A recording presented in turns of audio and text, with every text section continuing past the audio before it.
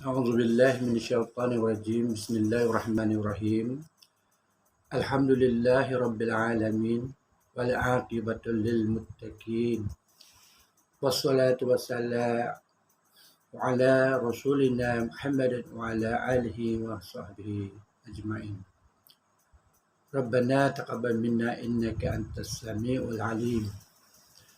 Assalamualaikum warahmatullahi taala wabarakatuh. Tuan-tuan, puan-puan yang dirahmati Allah Subhanahu wa taala.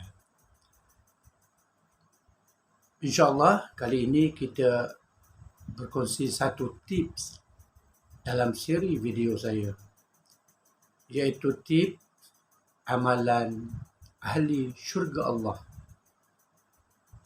Tuan-tuan dan puan-puan yang dirahmati Allah Subhanahu wa taala. Salah satu amalan yang sangat-sangat dituntut di dalam Islam dan juga digalakkan oleh Rasulullah sallallahu alaihi wasallam. Subhanallah. Allahumma salli ala sayyidina Muhammad. Tuan-tuan, dalam surah Al-Munafikun ayat yang ke-10, peristiwa di mana Allah menggambarkan tak kala malaikat maut datang menghampiri kita. Lantas manusia memohon kepada Allah, "Wahai Tuhanku, alangkah baiknya kalau Engkau lewatkan kedatangan ajalku ke suatu masa yang sedikit sahaja lagi, supaya aku dapat bersedekah dan dapat pula aku menjadi dari orang-orang yang soleh." Subhanallah. Tuan-tuan dan puan-puan, bila malaikat maut menghampiri kita, Allah gambarkan bahawa manusia ini barulah sedar bahawa dia merayu pada Allah Subhanahu wa taala supaya dilanjutkan usianya untuk melakukan ibadah sedekah. Satu yang sangat menghairankan, mereka, yakni orang-orang yang nak dicabutkan nyawa mereka oleh malaikat maut, mereka tidak meminta untuk dikembalikan ke dunia ini, hidup kembali untuk menjalankan ibadah solat, pergi haji dan sebagainya, tuan-tuan. Tetapi mereka menyatakan bahawa mereka ingin melakukan ibadat bersedekah. Subhanallah. Ini menggambarkan betapa hebatnya fadilat bersedekah. Antara satu amalan ahli syurga Allah. Dan persoalannya, tuan-tuan dan puan-puan, terpilihkah kita ya? Terpilihkah kita untuk menjadi ahli syurga Allah? Tuan-tuan yang dirahmati Allah Subhanahu wa taala, saya ingin mengikat tuan-tuan untuk mengetahui hakikat sedekah. Para alim ulama menyatakan, dan saya dapat simpulkan bahawa hakikat sedekah itu saya simpulkan kepada dua, iaitu orang yang memohon sedekah, dan yang kedua orang yang memberi ataupun orang yang bersedekah. Jadi bagi pihak orang yang memohon, sebenarnya orang yang memohon sedekah itu yang datang kepada kita, contohnya jika kita lihat di bank-bank terdapat anak-anak muda dari pusat-pusat tahfiz, dari NGO kebajikan, dari masjid-masjid, dari surau-surau, mereka memohon sedekah daripada orang ramai. Dari aspek hakikat sedekah, orang yang memohon sebenarnya bukan ingin semata-mata meminta wang dari kita, tetapi mereka ini lebih kepada memberi peluang syurga kepada kita.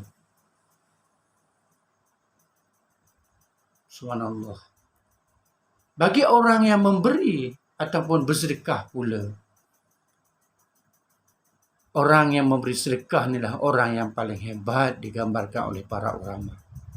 Iaitu mereka sedang mengumpul harta sebenar untuk bekalan di padang mahsyar nanti.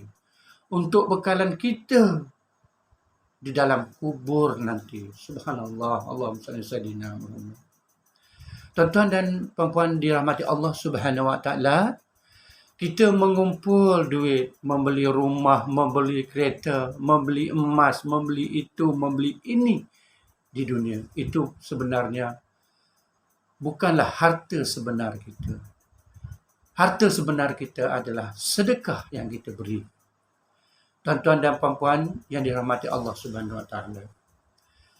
Jika tuan-tuan melihat menyelusuri YouTube saya, siri video-video di dalam YouTube saya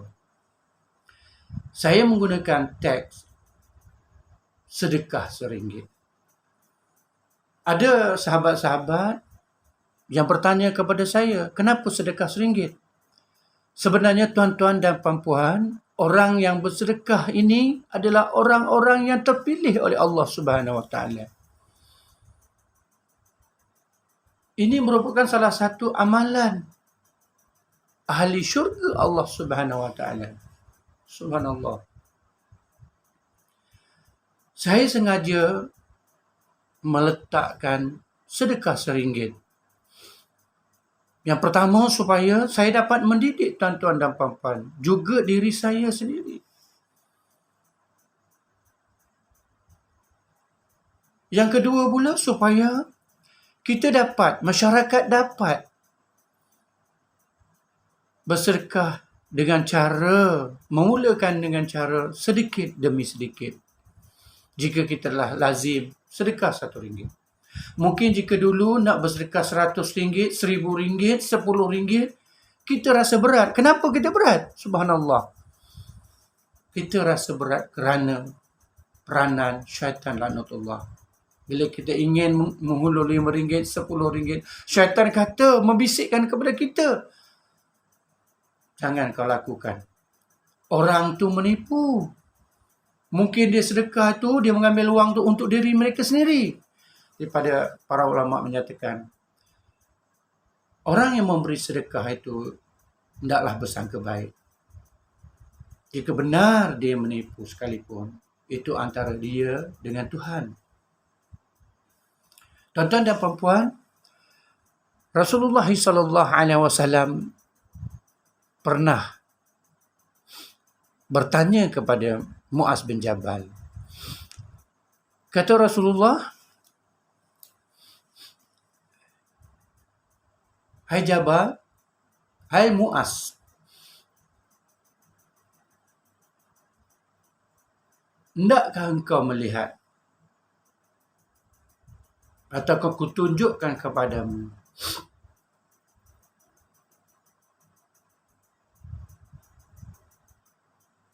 kebaikan-kebaikan yang hebat? Nabi Muhammad SAW menyatakan, puasa adalah perisai. Sedekah dapat menghapuskan dosa, seperti mana air memadamkan api. Dan yang ketiga, Nabi menyatakan solat malam. Baik tuan-tuan dan puan-puan yang dirahmati Allah Subhanahu Wa Taala, sedekah RM1 memberi banyak makna kepada kita. Jadi, kepada orang yang memohon, mereka ini sedang memberi peluang syurga Allah kepada kita.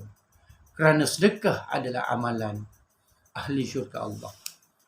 Dan orang yang memberi pula, perlu diingatkan, sebenarnya kita sedang mengumpulkan harta sebenar kita apabila kita berada di pada mahsyar dan di dalam kubur nanti. Tuan-tuan dan puan-puan, sebenarnya fadilat sedekah ini terlampau banyak untuk saya ceritakan. Tetapi cukuplah untuk saya menyeru kepada tuan-tuan dan puan-puan serta diri saya sendiri bahawa sedekah merupakan salah satu kaedah untuk boleh kita mengamalkan supaya satu hari nanti kita menjadi ahli syurga Allah. Tetapi persoalannya tuan-tuan dan puan-puan, terpilihkah kita? Terpilihkah kita untuk menjadi ahli syurga Allah? Wabillahi taufiq wal hidayah. Wassalamualaikum warahmatullahi taala wabarakatuh. Allahu akbar. Allahu akbar. Allahu akbar. Walillahil hamd.